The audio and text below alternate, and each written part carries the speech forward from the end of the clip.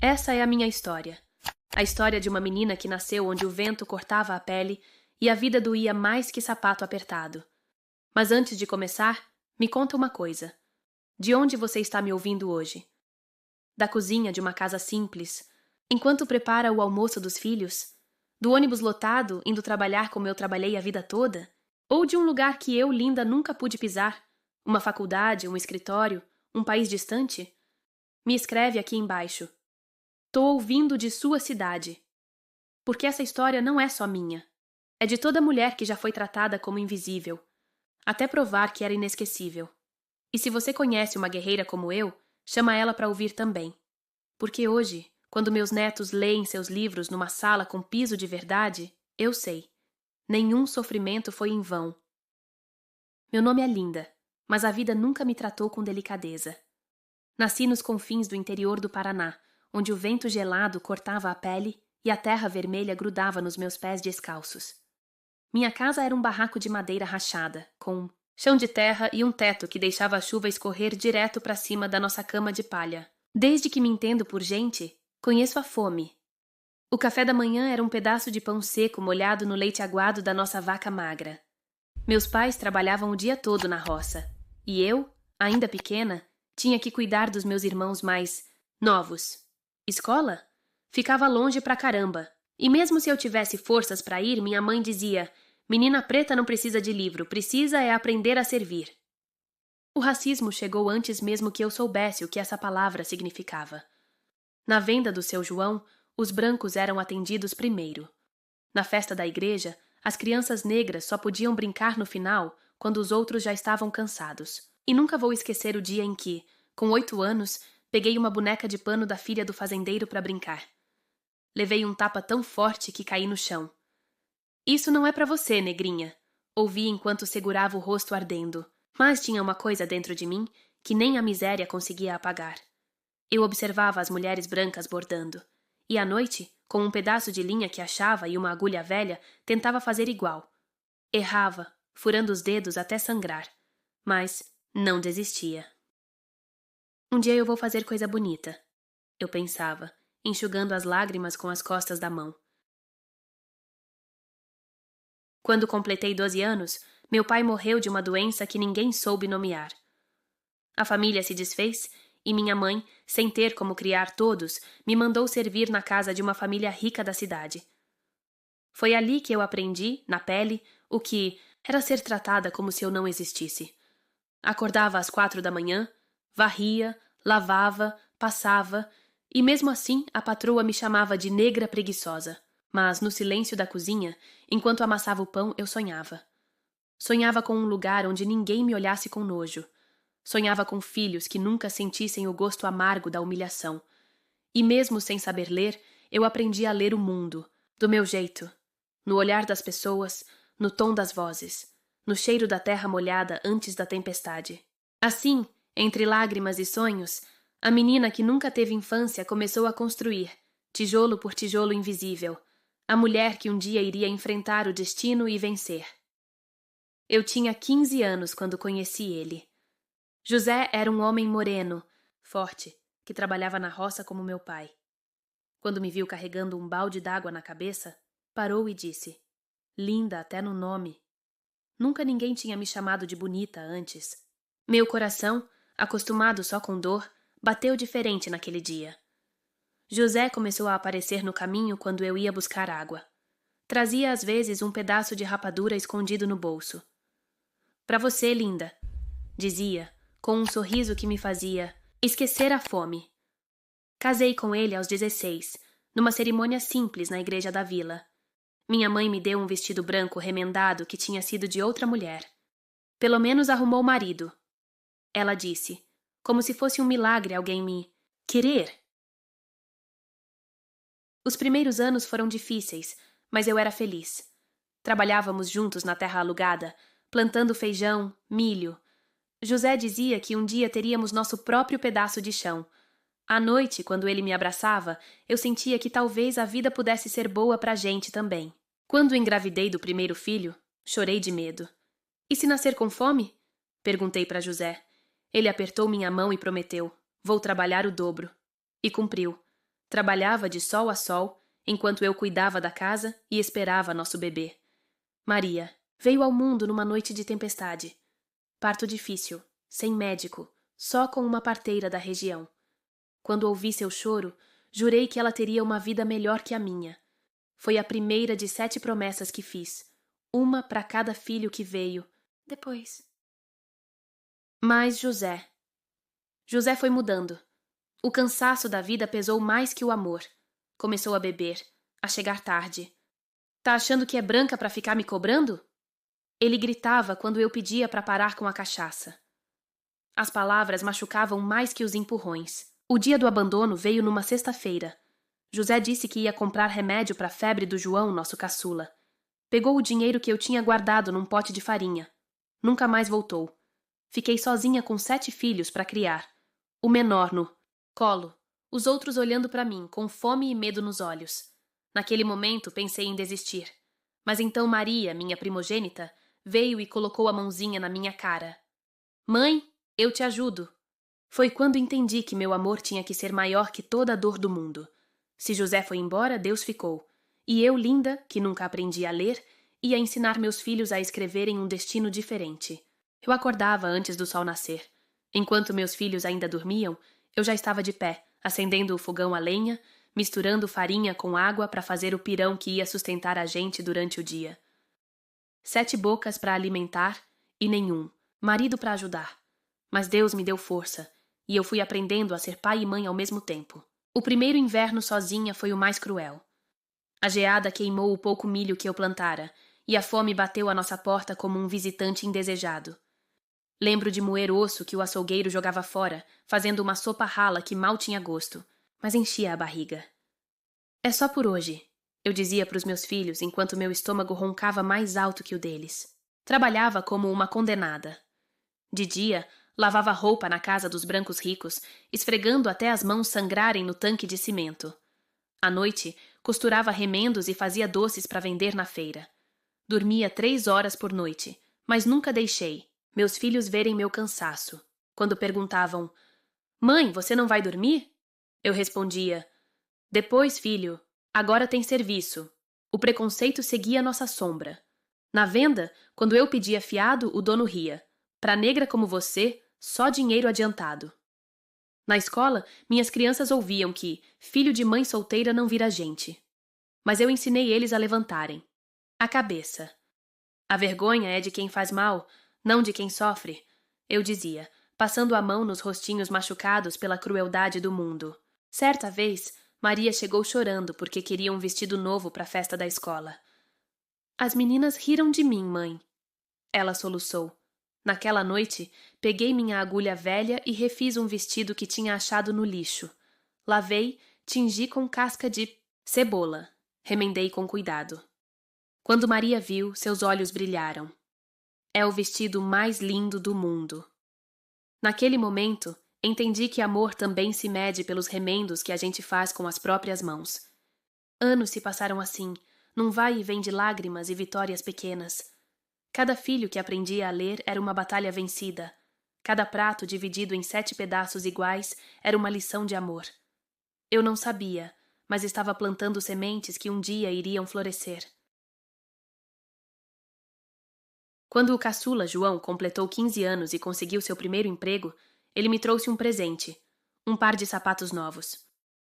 Agora a senhora não anda mais descalça, mãe, ele disse com orgulho nos olhos. Calcei aqueles sapatos e chorei como nunca. Eram mais que couro e sola. Eram a prova de que todo o nosso sofrimento não tinha sido em vão. O dia em que minha Maria se casou, eu quase não acreditei. Ela, a menininha que um dia chorou por um vestido remendado, agora estava ali, de vestido branco de verdade, saindo da igreja de mãos dadas com um homem bom. Quando passou por mim, sussurrou. Obrigada, mãe. 2 dias antes eu tinha passado a noite toda acordada, ajustando cada detalhe daquele vestido com minhas próprias mãos. Dessa vez não por falta de dinheiro, mas por amor. Um a um, meus filhos foram encontrando seus caminhos. Pedro, o segundo, se tornou pedreiro e construiu sua própria casa antes dos 25 anos. Lembro quando ele me levou para ver a construção e apontou orgulhoso. Olha, mãe, Cimento de verdade. Não é barro como a gente morava. Chorei ao pisar naquele chão liso, lembrando do barraco de madeira onde ele nasceu. Ana, minha terceira filha, foi a primeira da família a entrar na faculdade. Quando ela passou no vestibular para a enfermagem, os vizinhos comentavam: "Imagina a filha de empregada doméstica virando doutora." Eu respondia com um sorriso largo: "É enfermeira e vai cuidar dos outros melhor do que cuidaram da gente."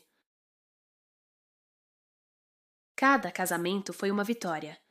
Na festa do João, o caçula, olhei em volta e vi todos meus 7 filhos felizes, com seus companheiros, seus filhos, suas vidas construídas. A mesa do bolo tinha quitutes que eu nem conhecia na minha juventude, mas o que mais me emocionou foi ver que todos eles, todos mesmo, escolheram pessoas que os tratavam com respeito. Nenhum deles repetiu minha história de abandono. Quando chegou a hora dos discursos, eu não planejava falar. Mas ao ver meus netos correndo pelo salão, limpos, bem alimentados, sem medo de levar tabefes por pegar o que não era deles, as palavras vieram sozinhas. Eu não dei estudo para vocês, porque não tinha. Não dei berço de ouro, porque nem de madeira tinha. Mas juro que dei o melhor que tinha. Meu suor, minhas noites em claro, meu orgulho de ver cada um de vocês se tornando gente boa. Hoje vocês são minhas melhores costuras, os remendos mais bonitos que já fiz na vida. No final da festa, enquanto arrumavam os restos da comida, e como eu insisti para levar tudo, velhos hábitos não morrem fácil, Maria veio me abraçar. "Mãe, agora é sua vez de descansar." Eu só ri. Descansar? Com 27 netos para cuidar? Mas senti no peito uma paz que nunca tinha conhecido antes. Cada filho casado era como um tijolo a menos no peso que carreguei por tantos anos. Na volta para casa, já no carro do Pedro, imagina eu andando em carro próprio? Olhei pela janela e vi a lua cheia. Era a mesma que iluminava minhas noites de desespero, quando chorava escondida para não assustar as crianças. Mas agora ela parecia diferente, mais bonita, mais gentil, como se finalmente pudesse sorrir para mim também. Eu nunca imaginei que um dia as pessoas iriam me chamar de Dona Linda. Durante tantos anos fui só a negra da favela, a mãe solteira dos 7. Mas a vida tem dessas reviravoltas que a gente nem espera. Tudo começou quando a prefeitura resolveu homenagear as mães da comunidade no Dia das Mães. Minha filha Ana, a enfermeira, indicou meu nome sem me contar. Quando recebi o convite, pensei que fosse engano. "Isso deve ser para outra Linda", disse. A moça que me entregou o papel. No dia da cerimônia, vesti meu único vestido bom, aquele azul marinho que comprei no casamento do Pedro. Meus filhos insistiram em me levar de carro, todos juntos. Quando entrei no salão, vi uma placa.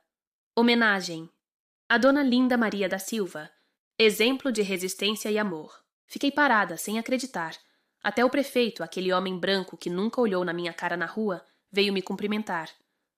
"Dona Linda, é uma honra", ele disse, estendendo a mão. Eu, que passei a vida limpando o chão onde gente como ele pisava, agora recebia um aperto de mão em público.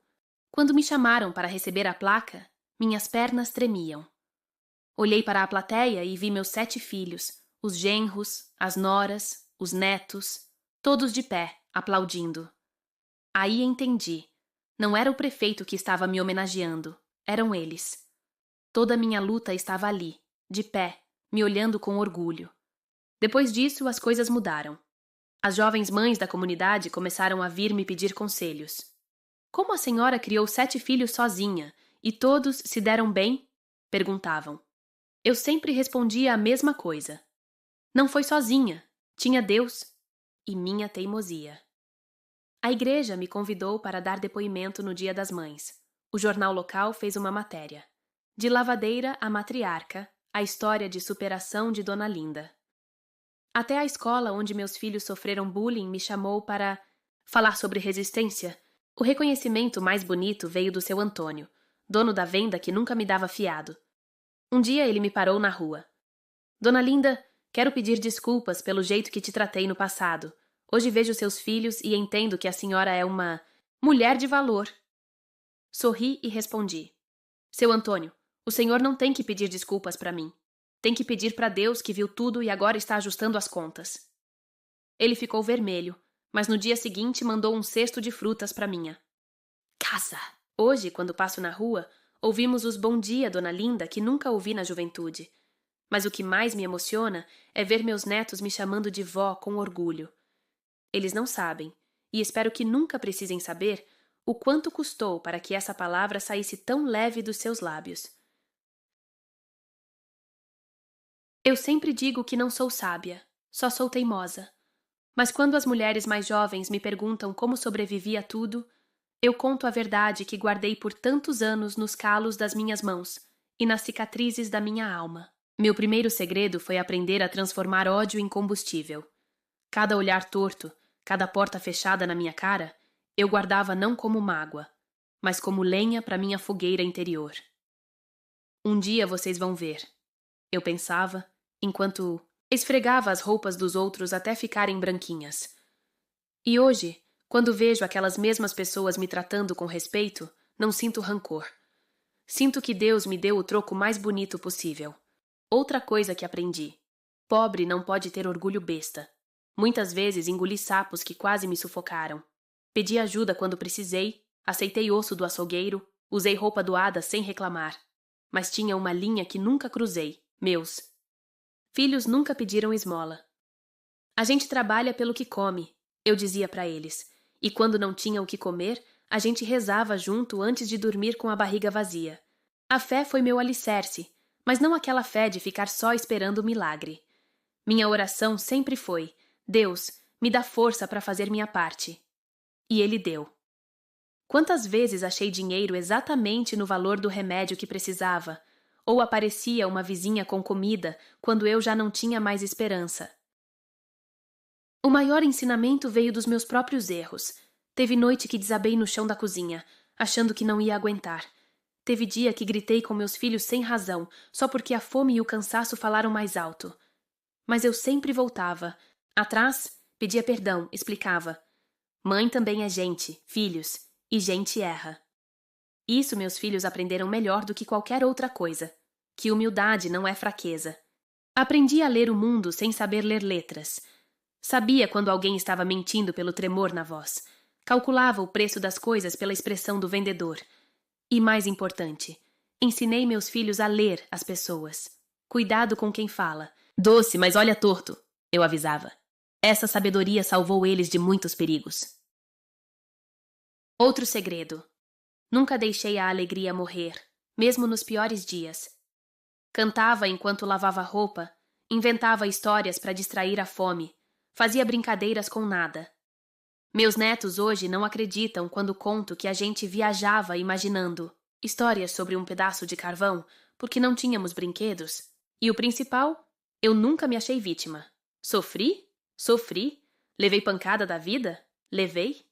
Mas sempre pensei, isso aqui é só um capítulo, não é o livro todo. E agora, no final da história, vejo que estava certa. Cada lágrima regou uma vitória, que hoje colho. Por isso, quando me perguntam qual meu conselho, eu digo: filha, a vida vai te bater. Você pode chorar, pode até cair. Mas depois seca o rosto, levanta e devolve o golpe com trabalho honesto e amor sem medida. Porque no final, só o amor fica. Hoje, quando sento na minha cadeira de balanço, aquela que meus filhos juntaram dinheiro para me dar, olho para trás e vejo uma vida que valeu cada cicatriz. Minha casa, pequena, mas tijolo por tijolo conquistada, está sempre cheia. Netos correm pelo quintal onde um dia plantei angu. Bisnetos brincam com brinquedos que nunca precisei pegar do lixo. Os domingos são sagrados. Todos os meus 7 filhos, agora com cabelos grisalhos também, se revezam para visitar.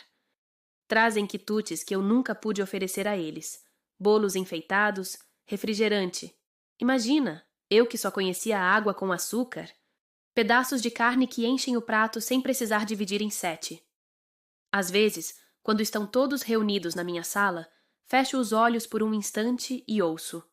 O barulho é o mesmo de quando eram crianças. Risadas, brigas bobas, o balanço, da casa cheia. Mas a fome, aquela companheira cruel, finalmente foi embora para sempre. A comunidade agora me chama de matriarca. Gente que cuspiu no meu caminho hoje me pede conselhos. Padres e pastores me convidam para dar testemunho.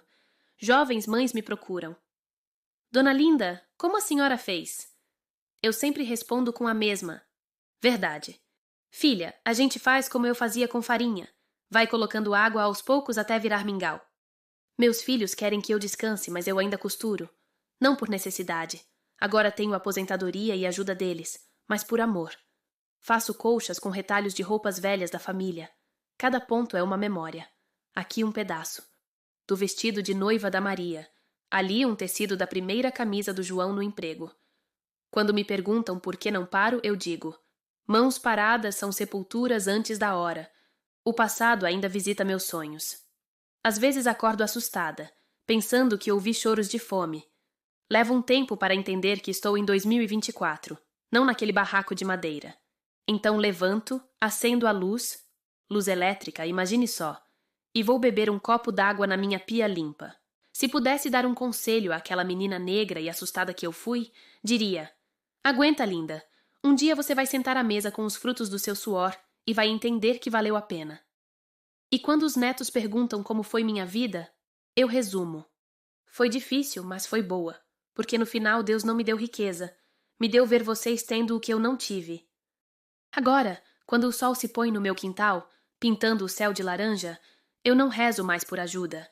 Agradeço pelos 7 filhos que se tornaram adultos dignos, pelos 27 netos que nunca levaram um tapa por serem negros, pelos bisnetos que acham que racismo é uma palavra de livro de história. Minha história está quase completa. Mas o que plantei?